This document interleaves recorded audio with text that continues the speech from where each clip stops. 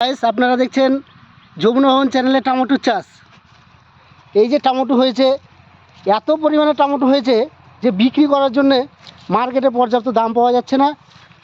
আমাদের জমিতে টমেটো হয়েছে, তার সাথে মিষ্টি কুমড়ো হয়েছে, বিলেতি এবং বিভিন্ন রকম গাছ, যেরকম বিট, গাজর, সর্ষা গাছ কিছু আছে, কিছু বেগুন গাছ আছে, কিছু মালটা গাছ সামনে আছে, রসুন গাছ আছে।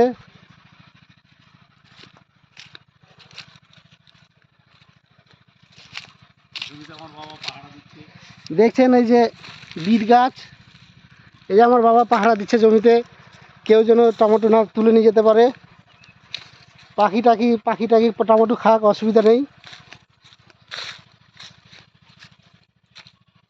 আমাদের কুকুর আছে, ও দেখছে। এই যে বিলাতি হয়েছে বড় বড়।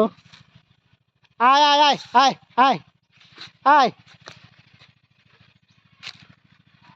বলাই টমেটো তুলছে, বলাই মালদা থেকে এসছে টমেটো তোলার জন্যে। ধনা গাছ আছে,